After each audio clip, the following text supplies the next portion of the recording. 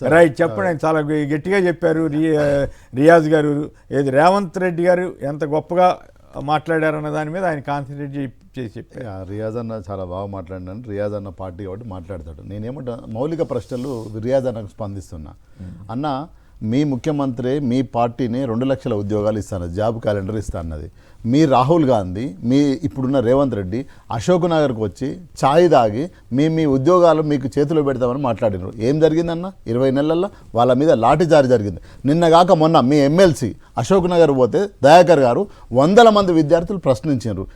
ఎటువైపు చూస్తుందన్న మనం వాస్తవం మీ ఇప్పుడు వచ్చిన యూనివర్సిటీకి ముఖ్యమంత్రి ఆ రోజు యూనివర్సిటీ విద్యార్థులు అంటే సన్మాన్ హోటల్ కాడికి పోయి బిర్యానీ బ్యాచ్ అని అవమానించండు. ఇదంతా చరిత్ర కదా అన్న. నేనేమంటున్నా, ముఖ్యమంత్రి గారు లిటరల్గా ఆడో బిర్యానీ బ్యాచ్ ఉంటుంది, సన్మాన్ హోటల్ కాడ పోతుంది, బీరు తాగుతారు, బిర్యానీ తాగుతారు, ధర్నా చేస్తారు, వెళ్ళిపోతారు. లేదు, తార్నాకలో సన్మాన్ హోటల్ దగ్గర ఒక బిర్యానీ బ్యాచ్ ఉంటుంది, 4 పోరాగాలు కలుస్తారు, వాళ్ళకు బిర్యానీ ఇస్తే ధర్నా. నేనేమంటా, ఉస్మానియా విద్యార్థులు అక్కడ ఉండేది.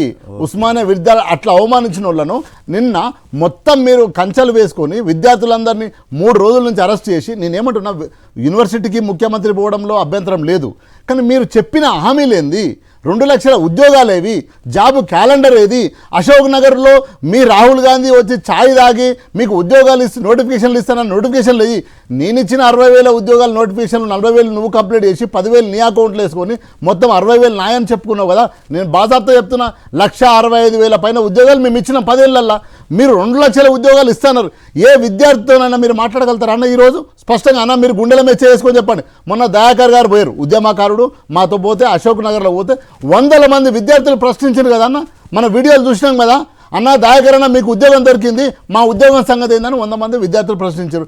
ఈరోజు మీరు గొప్పగా ఏం చెప్పుకుంటున్నా, మేము కట్టిన బిల్డింగ్లకు మీ ముఖ్యమంత్రి గారు పోయి రిబ్బన్ కట్ చేశారు. అది సాంప్రదాయంగా జరుగుతుంది, మేము కాదంటలేం.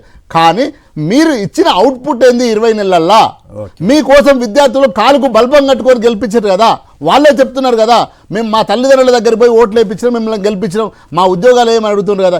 ఏం నోటిఫికేషన్లు వేసినారని ఇప్పటి వరకు మీరే చెప్పారు కదా 2 లక్షల ఉద్యోగాలని.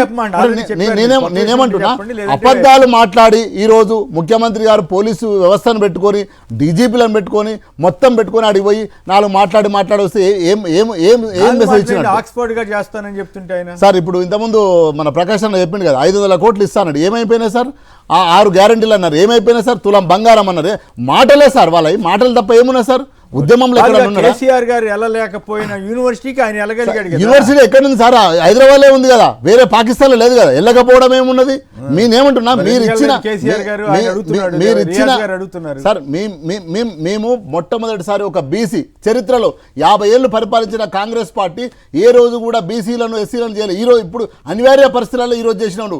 మేము మొట్టమొదటిసారి ఓ యాదవ్ బిడ్డను బీసీ చేసినాం.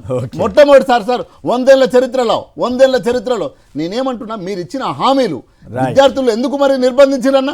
ఇప్పుడు ఒకవేళ అనుకుందాం సార్, మంచిగా చేస్తున్నారు కదా మీరు, చేస్తున్నారు అనుకుంటే 3 రోజుల నుంచి విద్యార్థులు పోలీస్ స్టేషన్లు ఎందుకు కూర్చోబెట్టారు? అన్ని సంఘాల విద్యార్థులను, ఇర్రెస్పెక్ట్ ఆఫ్ పార్టీ, ఇర్రెస్పెక్ట్ ఆఫ్ సంఘాలు ఎందుకు పెట్టిరన్న? పంపించాలి కదా, మాట్లాడనియాలి కదా.